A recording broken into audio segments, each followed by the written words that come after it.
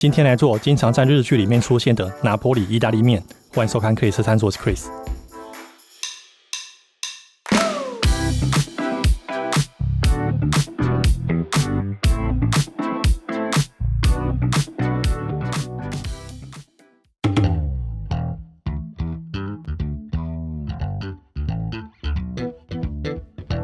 这道菜不对，是面啦。最初引起我注意的是在日剧《费马的料理》中一个桥段，主角以中二的方式解说料理的时候提到的，把意大利面煮过后再冰镇，捞起来后加醋跟美乃滋冷藏腌过，就能得到柔软又 Q 弹的口感。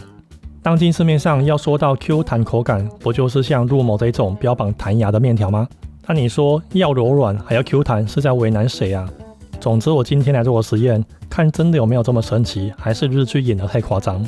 至于一般的拿坡里意大利面都是加番茄酱为主，在我之前的教学有提过，只要是红酱类、番茄类这些料理，你都可以加入梅林伍斯特酱，甚至是 A1 牛排酱来做调味，它们跟番茄的味道现象非常搭哦。就算再没有也可以来点酱油，但是不要太多哦，会咸。甚至你可以做个升级版，加点整粒番茄肉，让番茄的存在感更强烈哦。洋葱切成条状，可以稍微宽一点没关系，0.5到1公分都能接受。蘑菇切片，好了，接下来是青椒。青椒蛮多人在问的哦，到底是要纵向切还是横向切？其实这跟切洋葱的原理是一样的哦。纵向切可以保留比较多的组织结构，可以让料理的成品更坚挺之外，味道也比较能保留在食材里面。所以相对的横向切就是直接拦腰斩断结构啦。这除了让食物可以快速煮软之外，味道也释放得更快哦。所以如果你跟我一样喜欢青椒的味道，就大胆的横向切吧，切成跟洋葱差不多宽就好，让它存在感更强烈。德式香肠简单直接斜切片就好了。在煮面之前还有一个步骤要做，就是把盐水的比例调到 2%， 这比我们平常煮的 1% 还要高哦。我们平常用水平锅1公升的水加1匙盐，大概就是 1% 上下。虽然没这么精准，但也没这么咸。在煮面水的盐浓度达到 2% 以上的时候，面体表面的糊化作用就会变得更收敛一点，这能让面煮熟的同时外表不会烂烂的。起锅后接着是冰镇断温，让面体表面快速紧实，结构稳定。把水甩干，可以的话再把多余的水分吸干一点，以防淀粉继续吸水膨胀。再来加入醋跟美乃滋，这会带来2个作用，而且顺序很重要。醋是为了让面体表面残留的淀粉跟水分稍微的脱水，进而达到表面紧实 Q 弹，让它们更加稳定，冷藏后比较不会粘黏。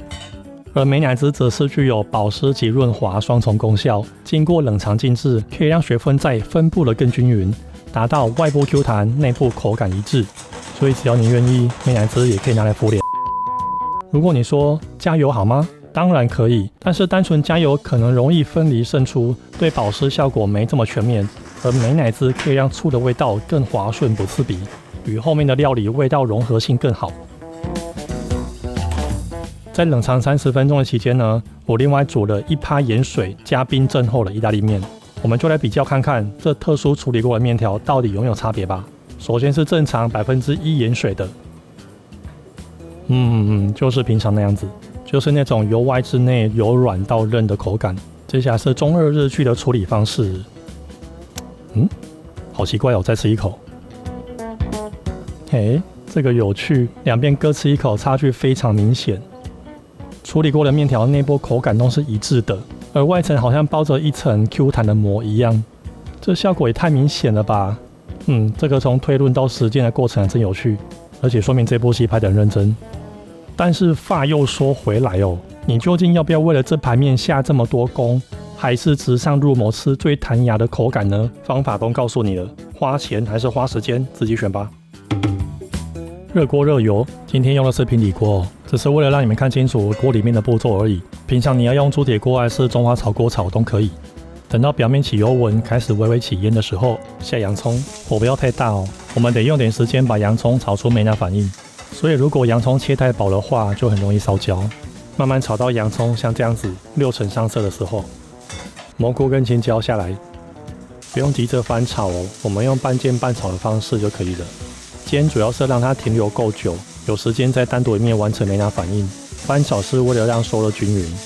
直到蘑菇青椒也跟着上色后呢，香肠进来，以此类推哦，继续用半煎半炒的方式，让锅内食材慢慢煎上色。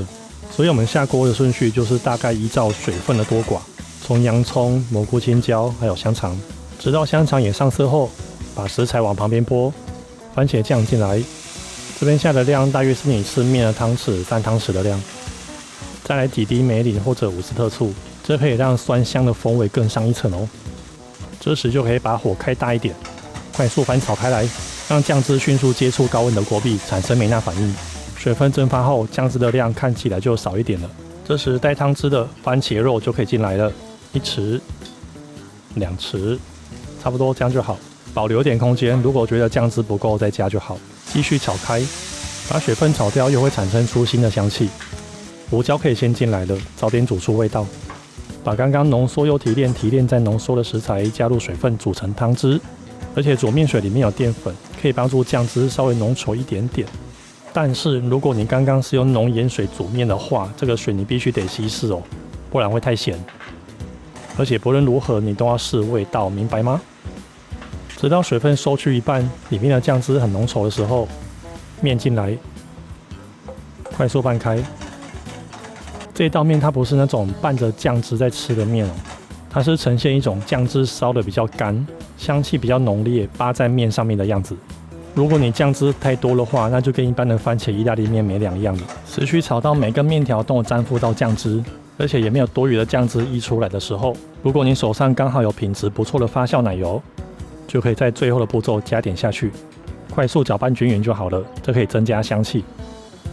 最后呢，一样在锅里把面先卷好，就可以起锅盛盘咯。走，面进来，香肠摆上去，好，出餐。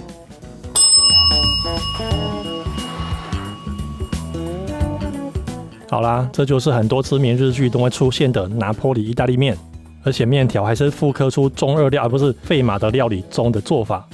做法非常费工，但是我觉得值得一试，可以把平淡无奇的面条做出非常有趣的口感。我个人觉得这种口感的面条非常适合小朋友，加上这一道面又是以番茄酱为调味，对爸爸妈妈们知道这个周末要做什么了吧？对了，对嘛，大人就该来点帕玛森起司。